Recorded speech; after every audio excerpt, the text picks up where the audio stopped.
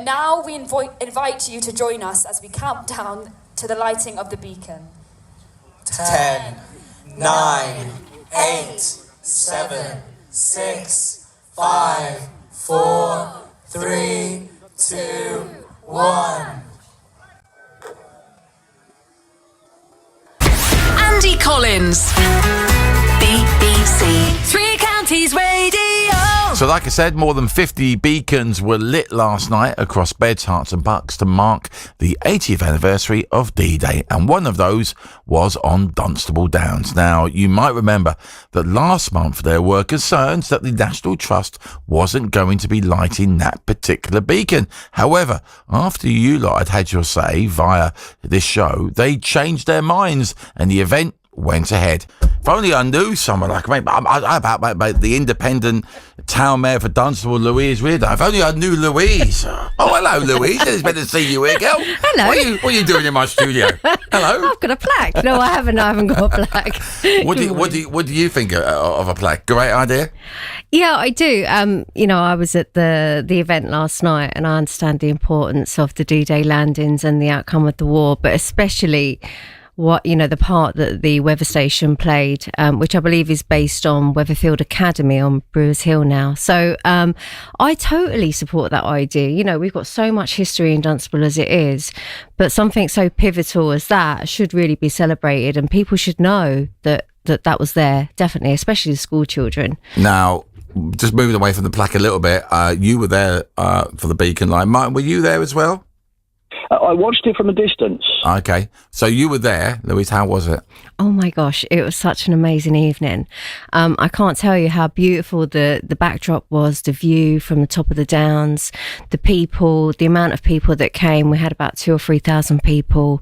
The spirit, the friendliness, the community. It was just such a beautiful evening. And I spoke to so many local residents.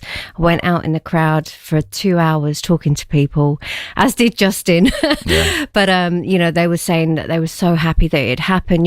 Most people commented on the fact that it was not due to happen, and that they were so happy that event did take place. And that's with, big thanks to Dunstable Town Council and the National Trust. Mine, how did you mark D-Day? I actually marked it a wee bit early. I was over in France a week ago, and we visited a couple of sites over there. I was over there with my bike club, and we visited a couple of sites. Also, I was involved in, I don't know whether you saw any of the coverage on television, but behind the D-Day monument that's down there, there's a field full of soldiers. They're steel steel outlines, like the ones that you see as you go into villages, but much bigger. They were about 8 feet tall. And we were involved in getting them down and getting them over to Normandy to be installed in the field beyond. Wow. So they're going to be there for for the rest of this year and maybe a little bit of next year. So I plan to go down there when it's a bit quieter. I have been to the cemetery over there, and been to the Bayeux Cemetery, which is where a lot of the British forces that landed on Gold Beach are unfortunately buried. Well, Martin, listen, we good luck with the plaque, right, and getting that in position. Do let us know, if when you get a Facebook page or whatever you need to do to get it all set up. Yeah, that's probably my next move. Yeah, then let us know, and then we'll shout it from the rooftops here at BBC Three Counties Radio. And like you said, people power, man. It can happen. Yeah, absolutely. Right? You can come down and cut the ribbon. Oh, you know me. I've always got my scissors in my back pocket for stuff like that. Martin, you take care, my friend. Speak to you soon.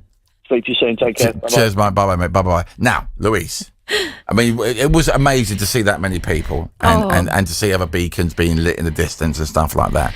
Yeah. And we have talked about it, and I know, well done to National Trust for realising they maybe misread the room. And they got it wrong because some organisations could have doubled down and go, no, we're not doing it, and we don't care how loud you shout. Yeah. They went, no, you've got, and so all credit to them. Yeah. And it was a great event. It sounded like there was all going off there, which is lovely. How are you coping as being as a mayor? How's it all going? Because you got voted last year, didn't you? Yeah, so I became a councillor for Dunstable Town Council in May 2023 for the first time. I was quickly made deputy mayor by my councillor peers, and I had a brilliant mentor with the previous mayor, Liz Jones. And yeah, I became mayor in May of this year, and it's been a whirlwind, but it's such a big privilege. I'm so proud to be mayor and to represent the people and really work with them. You've always been heavily involved in everything around you, haven't you? Before you were mayor, you were the noisy neighbour. You were, you know what I mean? If you needed a loud voice, hello Louise, you want to get involved in this? You were always, you were, and we need more people like you. To be loud and vocal and to stand up for those that maybe not haven't got a voice and stuff like that. Definitely. So it's always been a passion of yours. Yeah, definitely. I used to not have a voice when I was younger, and when I found my voice at around about 30 odd, I really started to use it for lots of people. So I use my voice in lots of ways. And this, what the people have done to ensure that this event last night happened is exactly my cup of tea. I'm so proud of everybody that pushed for that to happen.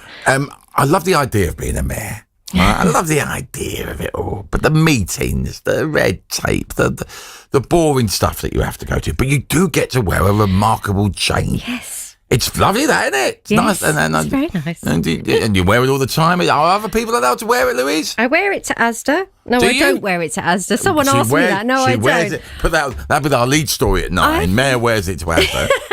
I've worn it especially for you, Andy. Okay. And not normally, people aren't usually, but given that your BBC Free Count is royalty, I'd be very happy if you'd like to try it on. Correct all points. Yeah, okay. I'll keep the microphones on. Let me come round. Oh, man. I was a friend of the mayor of Watford, then he got that injunction. Oh, gosh. Oh, well, I haven't got one of those yet. Oh, it's me. It's you. Me. Let me just wow. the team. Oh, wow. Oh, yes. That suits you. Do you know what? I feel like the bloke from Game of Thrones. I feel like the little chap. Tyrion. I like that. It's nice, isn't it?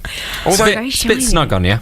Well, see, when Louise wears it, it looks dignified. When I wear it, I look like I'm like a Madonna tribute act. So do I sometimes, but yeah, it needs a bit of adjusting. Oh, I like that, and that's a bit of me. That is, but is it weighty? Yeah, it's a bit weighty. Yeah. Do you get your name on it? Oh, yeah, you do. You get your little name on it, no?